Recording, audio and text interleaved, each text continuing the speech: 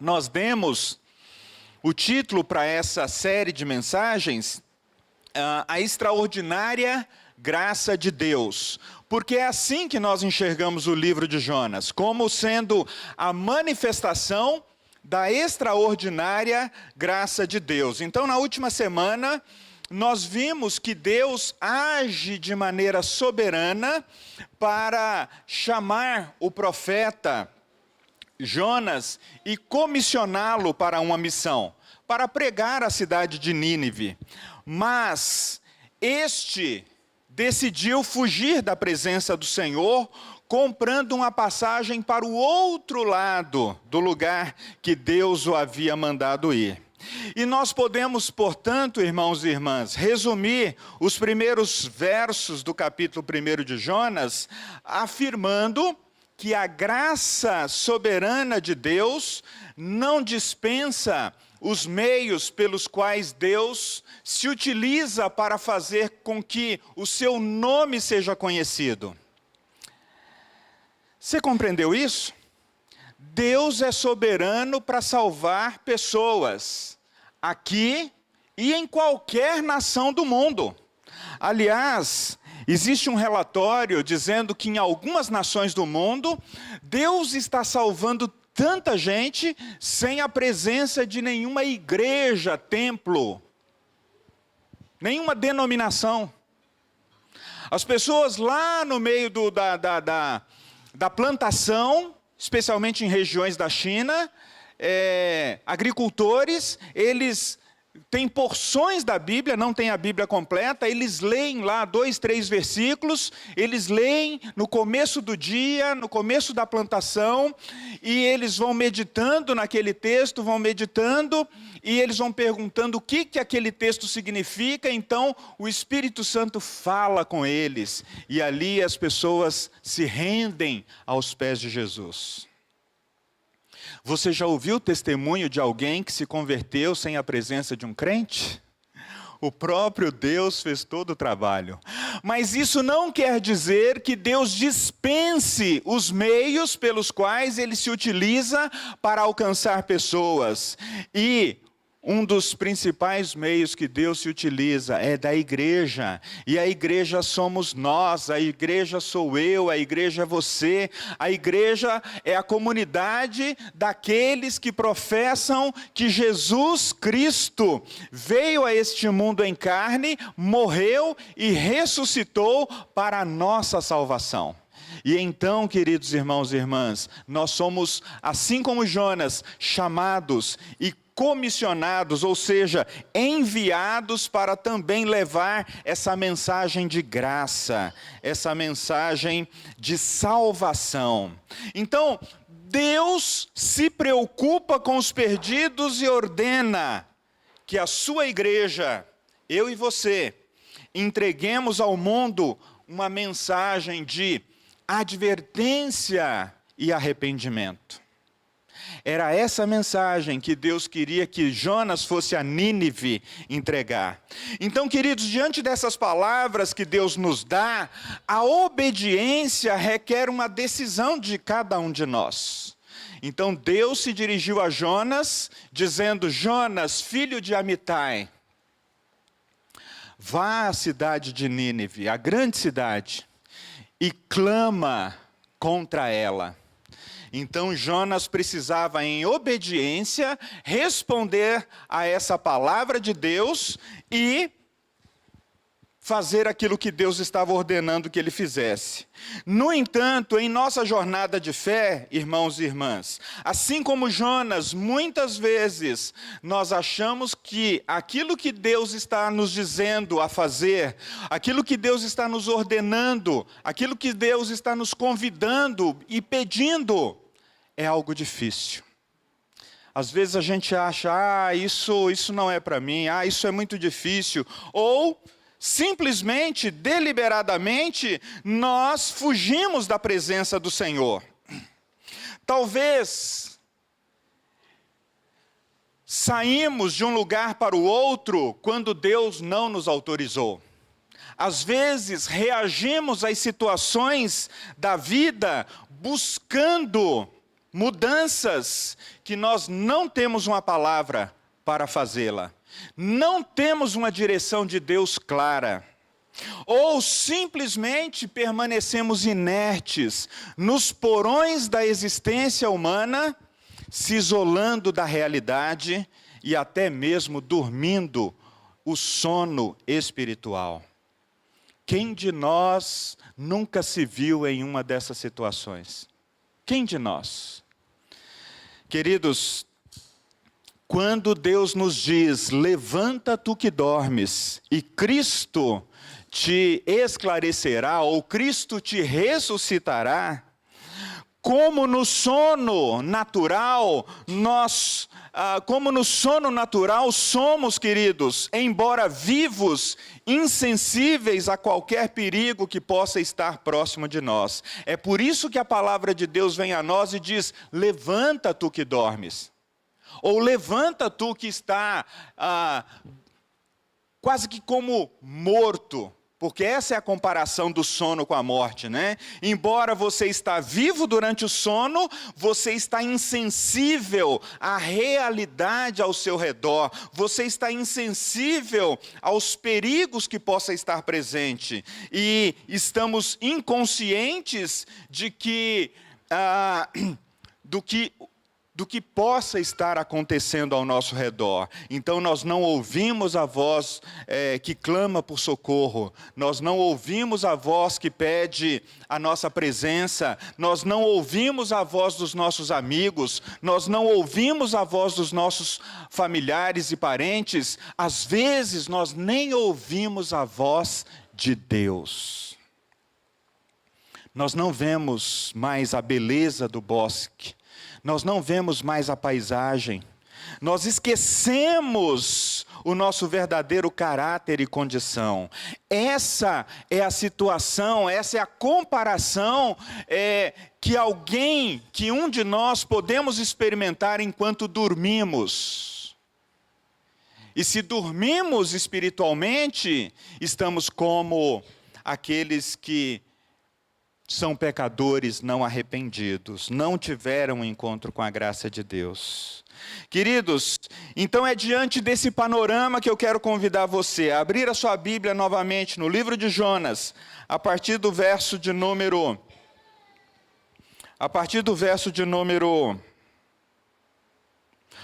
11. Não, deixa eu voltar um pouquinho até o verso de número 8. Verso de número 8, capítulo 1 de Jonas, diz assim: então lhes disseram, declara-nos agora, por causa de quem nos sobreveio este mal. Que ocupação é a tua? De onde vens? Qual é a tua terra? E de que povo és tu? Ele lhes respondeu, sou hebreu, temo ao Senhor, o Deus do céu, que fez o mar e a terra. Então os homens ficaram possuídos de grande temor e lhe disseram, que é isto que fizeste? Pois sabiam os homens que ele fugia da presença do Senhor, porque lhe havia declarado. Disseram-lhe, que faremos para que o mar se acalme? Porque o mar se ia tornando cada vez mais tempestuoso. Respondeu-lhe, tomai-me. Quem respondeu aqui? Jonas. Respondeu-lhes, tomai-me e lançai-me ao mar, e o mar se aquietará, porque eu sei que por minha causa vos sobreveio essa grande tempestade.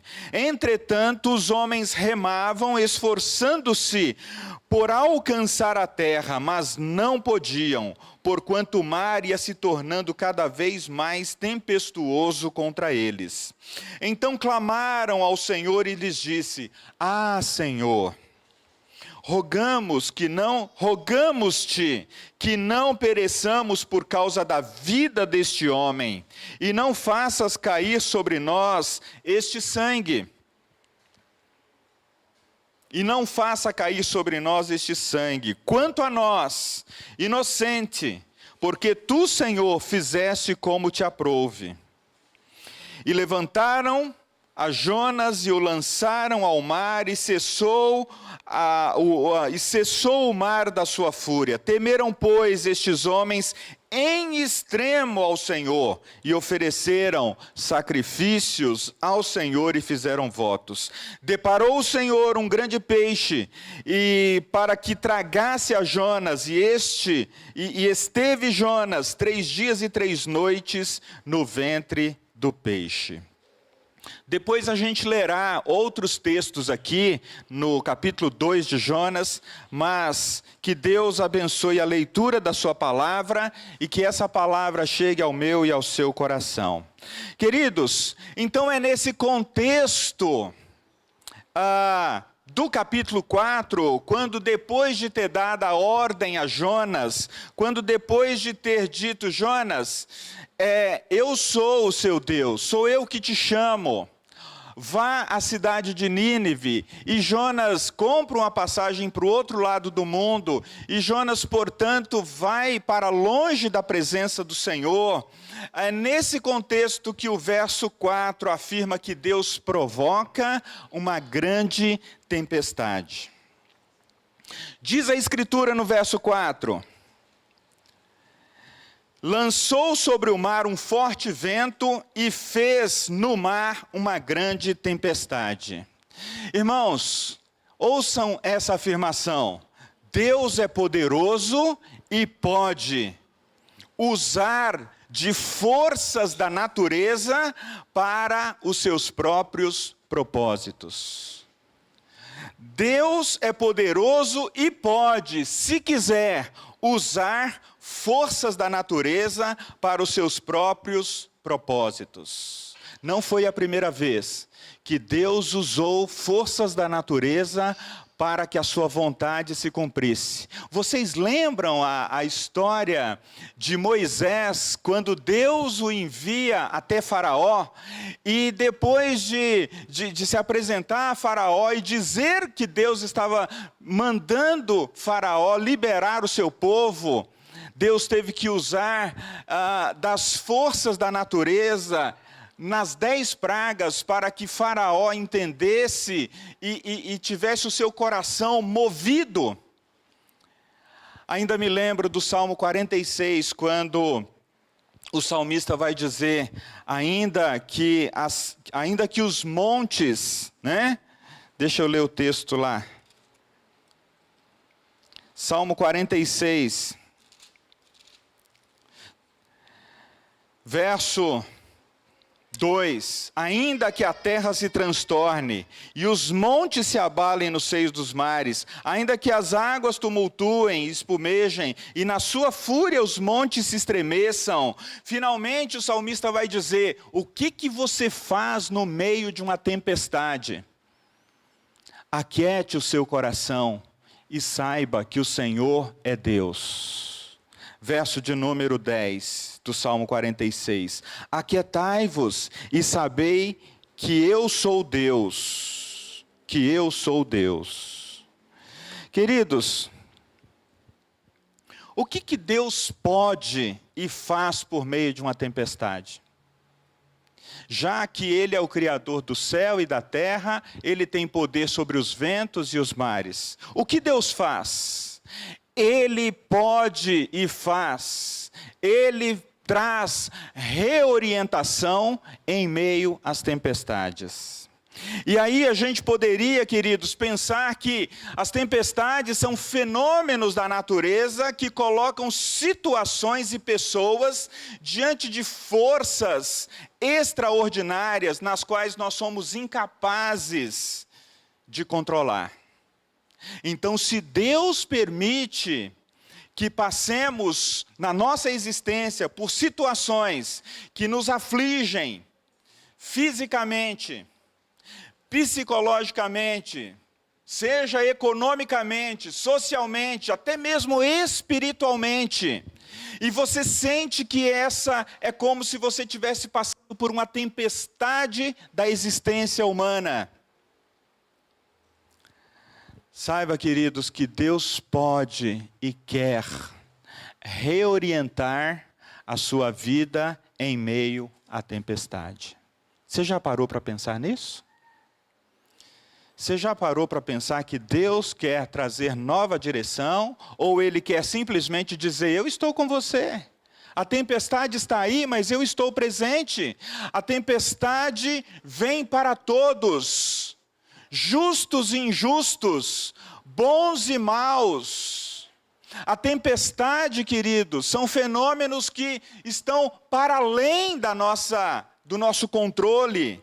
Embora o texto diz claramente que essa tempestade causada no contexto do chamado de Jonas, verso 4, mas o Senhor lançou sobre o mar um forte vento. Aqui Deus não apenas é um coadjuvante, Ele não é apenas um espectador, Ele não é apenas alguém que foi surpreendido como seres humanos por uma tempestade, Ele provoca a tempestade. Então Deus pode, se quiser, usar das forças da natureza para os seus próprios propósitos. E Deus pode usar também, não somente das forças da natureza, mas das forças internas da nossa existência humana, das nossas emoções, da nossa espiritualidade, que às vezes sobe, que às vezes desce, de acordo com as circunstâncias que nós estamos passando. Ele pode usar a situação que eu e você estamos passando hoje para trazer reorientação, para trazer direção, para trazer uma palavra, para trazer para nós, queridos, maior clareza, maior confiança, maior esperança, maior fé, maior disposição. Então, a primeira coisa que eu olho para esse texto e enxergo é que crentes e incrédulos reavaliam a sua relação com o divino diante da tempestade. Você já percebeu isso? Que mesmo o incrédulo, lá na hora que o avião está para cair, todo mundo, ai meu Deus, crê, talvez nunca fez uma profissão de fé, mas é a chance mais rápida de todos fazerem uma profissão de fé, quem sabe uma prece ao seu Deus. É comum, queridos, em tempos de grandes tragédias, catástrofes, tempestades, o ser humano avaliar no que ele acredita. Ou reavaliar e dizer, não acredito em nada, a vida é só isso mesmo, morreu, pronto, acabou. Mas naquele instante, muitos abrem digamos assim, uma condição para duvidar até do seu ateísmo e da sua falta de fé. Qual é o fundamento da minha vida? E se eu morrer agora? Se de fato... Será que de fato existe alguma coisa depois da morte? Então, diante da tempestade, não importa se a pessoa tem ou não uma crença, tem ou não um Deus, ele reavalia a sua relação com o divino. E aqui nesse texto a gente pode ver algumas atitudes que um incrédulo pode manifestar diante de uma tempestade. O verso de número 5, ele vai dizer que os marinheiros... E o texto é claro em dizer que eles não eram incrédulos como um todo. Eles tinham uma fé, não no Deus de Israel, não no Deus único e verdadeiro. E diz o verso 5 que os marinheiros se encheram de medo e clamaram, cada um ao seu Deus. Diante das situações difíceis da vida, as pessoas clamam, cada um ao seu Deus. O verso 6, ao identificar Jonas insensível naquele momento da tempestade, eles pedem para que Jonas também invoque o seu Deus, para que eles não pereçam. Era como se no navio houvesse uma ordem velada, gente, nós estamos para morrer, cada um busca o seu Deus aí. E eles encontram Jonas dormindo no porão. O que você está fazendo, rapaz? Clame também ao seu Deus. Quem sabe, não é naquele panteão de deuses, né? As nações pagãs, elas não têm problema em cultivar a sua fé em vários deuses. No verso 7, esses homens incrédulos no Deus de Israel, mas crédulos no seu Deus, eles desejam saber o que está acontecendo. Todos nós queremos saber o que está acontecendo diante de uma tempestade, não é? Nós criamos crenças, a ciência tem as suas explicações, mas aqui a gente tem um relato de que o próprio Deus estava por trás daquilo, mas os homens se perguntam, e eles tinham o hábito nas nações pagãs de lançarem sorte para saber quem é o azarão que está aqui no meio de nós. Quem é o pé frio? Quem é aquele que veio para cá com alguma situação? Essa é a raiz das superstições, irmãos e irmãs. E é interessante que até nisso Deus falou, opa, é ele. A sorte caiu em Jonas. Caiu para Jonas, né?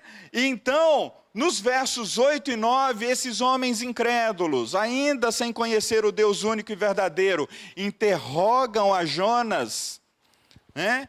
E Jonas então lhes apresenta o Deus do céu. Ele fala, olha, eu sou hebreu, eu acredito no Deus único e verdadeiro, o Deus do céu, aquele que fez o mar e a terra, aquele que ele tem poder sobre todas as coisas. E imediatamente essa apresentação de Jonas àqueles homens a respeito de Deus cala o coração deles, e o texto diz que eles são tomados de grande temor.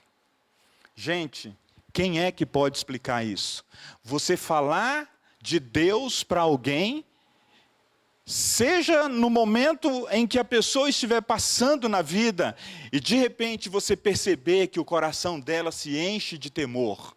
Quem é que pode fazer isso? Somente a graça extraordinária de Deus. Somente Deus pode abrir os nossos olhos. Somente Deus pode revelar o seu Filho Jesus a nós. E é interessante que a gente olha também, queridos, e percebe as atitudes do crente no Deus único e verdadeiro, representados na figura de Jonas aqui nesse texto. E então no próprio verso 5, no meio da tempestade, ele se esconde e vai dormir. Será que essa não é a atitude também muito presente no meio dos cristãos? No meio da tempestade, cadê fulano? Está dormindo. Ele arrumou um lugar sossegado. Ele se escondeu, conscientemente ou inconsciente, sem julgamentos. Mas o fato é que muitos de nós, em meio às tempestades da vida, nós nos apresentamos como Jonas. Nos escondemos e achamos um porão da existência humana para estar. O verso 9 diz que Jonas só revela a sua identidade quando ele é perguntado. Olha, a situação está difícil. As pessoas que não conhecem o Deus único e verdadeiro estão ali. Elas estão querendo saber o que está acontecendo, e tem um crente no meio, e ele está pianinho, ele está... E você? No que você crê? Ah, queridos, quantas vezes nós vivemos em situações nas quais nós não revelamos a nossa identidade em Jesus Cristo. Quantas vezes, talvez por medo, talvez por passividade, talvez por falta mesmo de confiança que Deus possa usar o nosso testemunho, a nossa vida, a nossa história. E no verso de número 12, Jonas entende a sua desobediência, ele entende que a sua desobediência está colocando em risco não somente a sua própria vida, mas todo o navio. Então ele diz, tomai-me, lançai-me ao mar, e o mar se aquietará, porque eu sei que por minha causa vos sobreveio essa grande tempestade.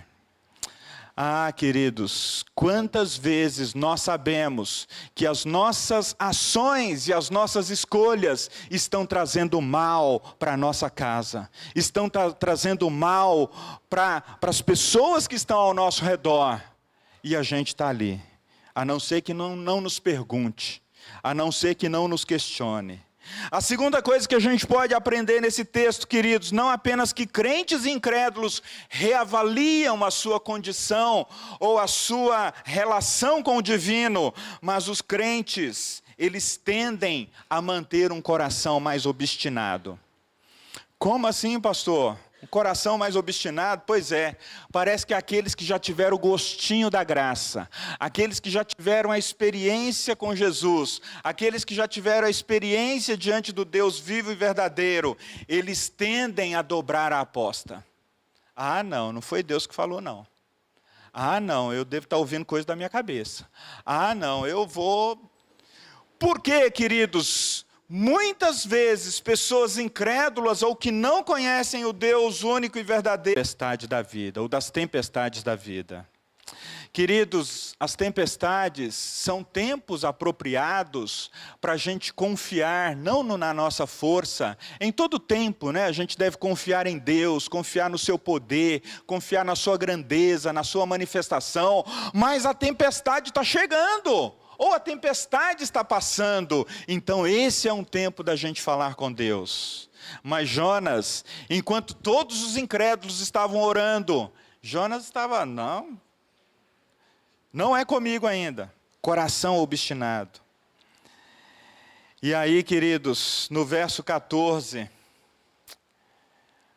aqueles homens que tinham cada um a sua crença, cada um seu Deus, eles disseram, Senhor, rogamos-te que não pereçamos, pois o Senhor faz como o Senhor quiser todas as coisas. Gente, essa declaração tinha que estar na boca de um crente. Essa declaração tinha que estar na boca do Jonas. E os marinheiros, alguém lá puxou a oração e falou, Senhor, o Senhor faz todas as coisas conforme o Senhor quer. Livra-nos. Amados, e eu e você nessa história? Onde que a gente se vê nessa história? Que atitude as tempestades da vida provocam em você? Uma volta imediata para Deus? Ou você tende a ser uma pessoa teimosa e de coração duro? Ou uma pessoa que, às vezes tem tanta certeza, tem tantas convicções, que tem dificuldade para ouvir a Deus? Como você e eu podemos sondar o nosso coração diante das tempestades da vida? E levantar uma dúvida, Mas espera aí, será que eu realmente posso ficar firme nas minhas certezas? Aqui vai uma possibilidade para nós, queridos. Peça ao Senhor, vá diretamente a Deus. Peça ao Senhor que sonde o seu coração. E peça ao Espírito Santo para falar com você, seja pela palavra, seja por sonho, seja por meio de vida de outras pessoas. Deus pode falar conosco por meio de diversas circunstâncias. Mas Deus fala principalmente pela sua palavra. Então, diante das tempestades da vida, queridos, peça a um cristão maduro para orar com você, para ouvir a Deus junto com você. Talvez você está assim, olha, eu não estou conseguindo ouvir direito, eu estou tendo dificuldade para ouvir, olha, a tempestade chegou de maneira tão forte na minha vida que eu estou com dificuldade de orar sozinho, eu estou com dificuldade de ouvir a Deus. Então, antes de tomar aquela decisão importante, antes de comprar uma passagem para o outro lado do mundo, antes de abandonar a família e o casamento, antes de abrir mão daquele filho ou daquela filha, filhos, antes de você abrir mão dos seus pais, chame alguém para orar com você, e abra o seu coração e diga, olha, eu não consigo ouvir a Deus diante dessa situação e não quero tomar essa importante decisão sem ouvi-lo. Esteja aberto para ouvir questionamentos. Deus usa as pessoas para trazer bons questionamentos para nós. Por que você quer fazer essa mudança? Por que você quer fazer agora? Você tem condições de bancar essa mudança? Mas normalmente, quando a gente já está fechado que a gente quer mudar, a gente só faz aquela oração pedindo o carimbaço de Deus, Aquela oração que você fala, Senhor, não sei o que, abençoa a minha decisão, pá. E aí você já sente aquela paz falsa. Paz falsa. A paz que te dá condições de fazer aquilo que, se você perguntar para meia dúzia, ou 3 pessoas, 3 cristãos, honestos, sinceros, maduros na fé, eles vão colocar um ponto de interrogação na sua atitude. Mas a gente não quer ouvir ninguém naquele momento. Queridos, por que que muitas vezes mantemos um coração distante do Senhor? Então, Deus permite que os homens lancem Jonas ao mar, e o mar cessou na sua fúria. Diz o verso de número 15. Em meio às tempestades da vida, queridos, peça socorro. Não passe sozinho. Eu sei que cada um tem a sua individualidade. Cada um lida com as suas questões, às vezes de maneira mais discreta. Eu não quero expor a minha vida. Eu não quero expor a minha casa. Eu não quero expor o meu negócio. Amém. Você é senhor de si mesmo. Você é senhora de si mesma. Você pode ter as suas convicções. Você pode ser uma pessoa mais discreta. Você pode ser uma pessoa mais comedida. Mas o vento está passando e vai levar tudo. E você está querendo morrer sozinho. Será que é isso? Será que é isso? Tem gente que tem dificuldade até de compartilhar um pedido de oração. Ele tem um apreço tão grande pela sua individualidade e por manter as coisas para ele mesmo, que ele passa pela prova, ele passa pelas tempestades da vida, e olha, às vezes até imaginando, ninguém esteve comigo. Mas quem é que sabia? Não, minha amiga íntima sabia. Não, meu amigo íntimo sabia. O pastor não deve ter orado por mim nesse período. Será que ele soube? Pastor, estou compartilhando aqui, não conta para ninguém. Só eu, você e a Trindade. Queridos, nós temos uma força poderosa, que é a oração do justo. A Bíblia diz, a oração do justo pode muito em seus efeitos. A oração do justo pode muito diante do Senhor. E às vezes nós não queremos partilhar situações da nossa vida. E a gente foge da presença do Senhor. A gente se afasta da presença do Senhor. E às vezes a gente se ressente de ter passado aquele tempo a sós e não bem. Quando você está sozinho e está bem, ok. E quando você está sozinho e se sente abandonado, isso quer dizer que você não está bem. Diante da manifestação de Deus, fazendo o mar acalmar, as pessoas que não viram o poder de Deus tendem a maravilhar-se mais, reconhecendo que algo que eles não podem explicar aconteceu. Foi isso que o verso de número 16 diz, quando aqueles homens, quando o texto diz, temeram, pois, estes homens em extremo ao Senhor. Ora, desde que Jonas falou que era hebreu e que cria no Deus do céu, que fez o mar e a terra, os homens já foram tomados por temor. Mas quando eles viram o mar se acalmando, eles temeram ao extremo. Nós somos parte do mesmo corpo. Não lute suas lutas sozinho, embora você tenha liberdade para fazê-lo. Não lute suas lutas sozinhos. Vão ficar sabendo da minha vida. Avalia o custo-benefício. Essa última semana, as 2 semanas, nossa casa está tomada de enfermidade lá. Começou o ano, eu e Gisélia com Covid. Nos afastamos, ficamos. As meninas, pegaram, não pegaram? Não, não pegaram. Todas testaram lá, não pegaram nada. Depois vem a Sara com uma espécie de uma gripe mal curada, vai aquela tosse, 10 dias, 15 dias, vamos para o médico. Pneumonia. Gabriele na mesma semana, dores aqui, dores ali, os exames não revelam nada, continua internada. E eu boto a boca no mundo, a Gisélia bota a boca no mundo. Nós somos diferentes, não quer dizer que você tenha que agir assim. Mas nós queremos receber apoio, nós queremos receber oração. A gente quer dizer, nós somos seres humanos, nós estamos no meio da tempestade.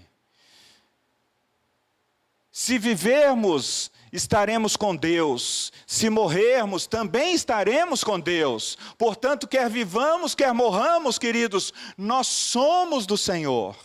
Nós somos do Senhor. E eu quero encerrar, queridos, olhando para o texto e vendo uma terceira direção.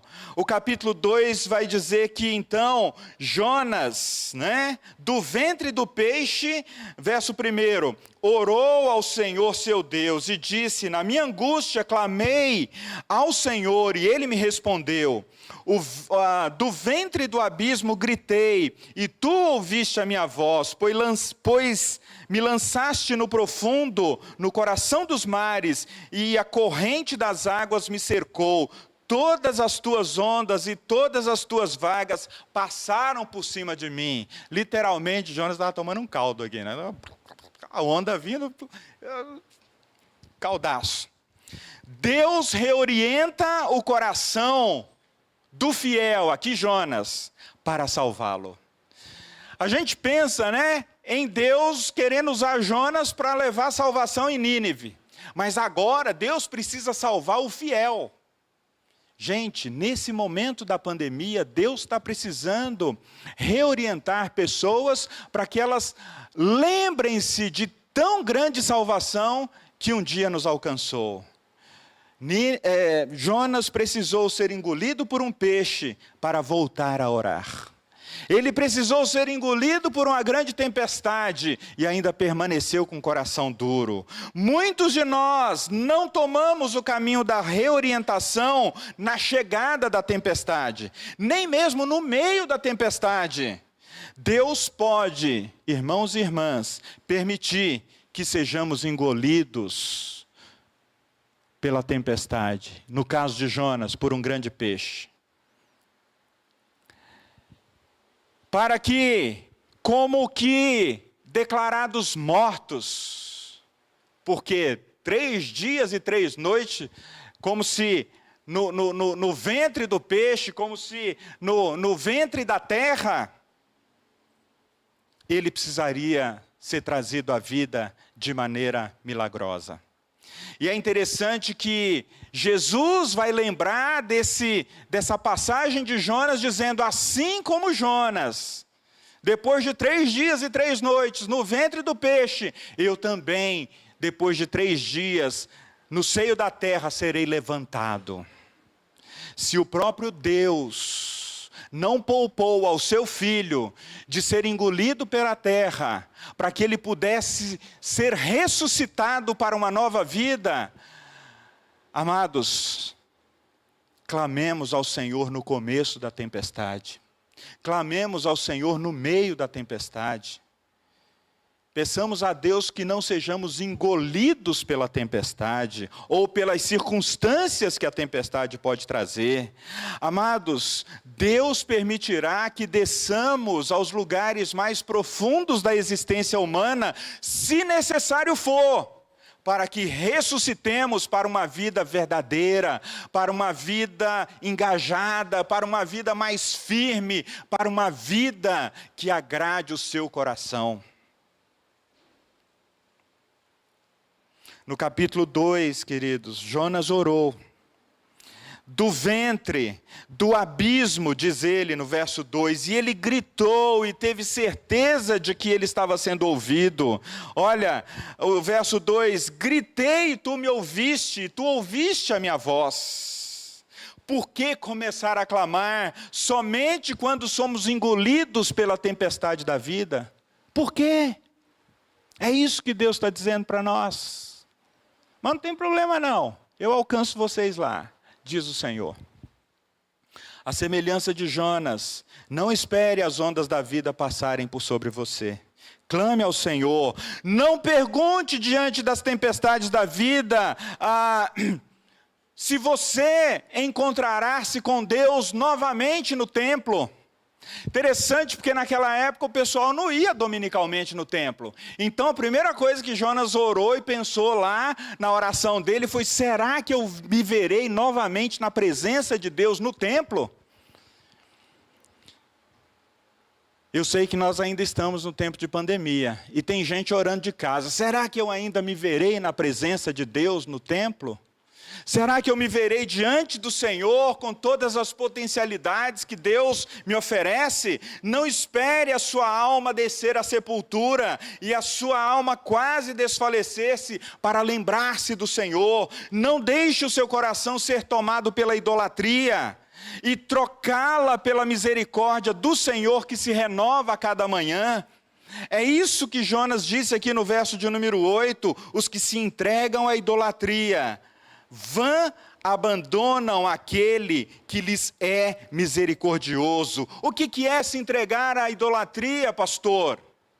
É ser tomado, queridos, é ser tomado por algum aspecto da vida, seja ele bom ou ruim, é ser engolido, é amar mais algum aspecto da vida, seja ele bom, seja ele ruim, mais do que a Deus.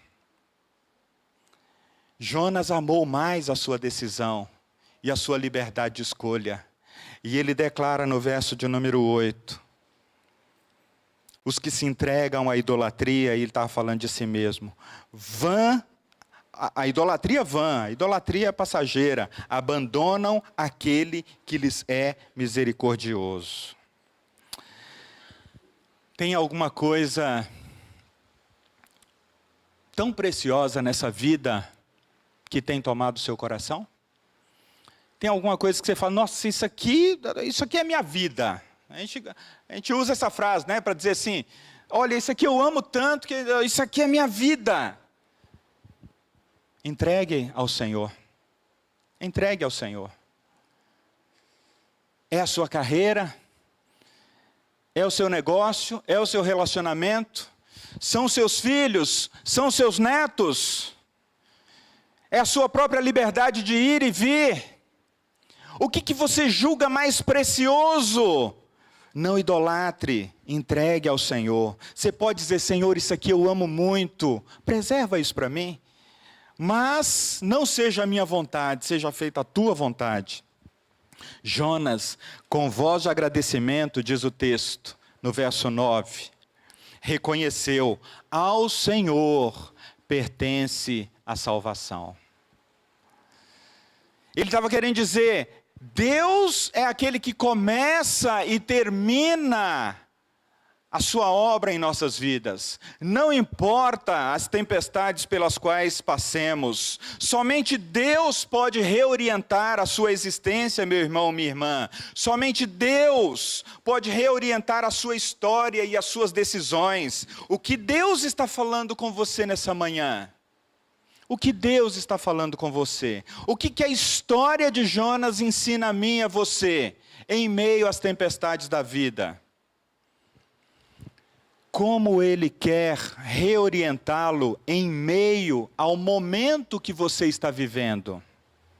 Será que você pode se perguntar nesse momento? Eu gostaria que você abaixasse a sua fronte e se perguntasse: quem pode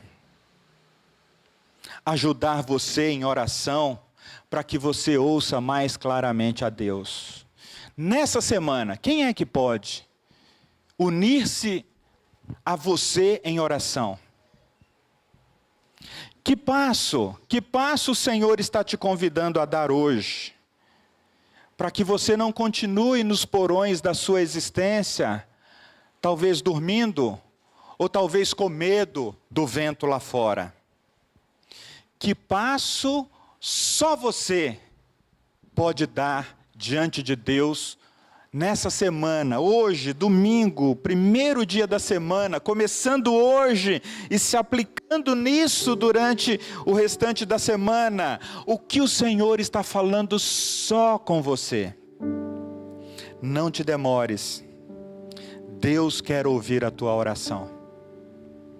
Ainda que você esteja como Jonas, engolido pelas circunstâncias da vida.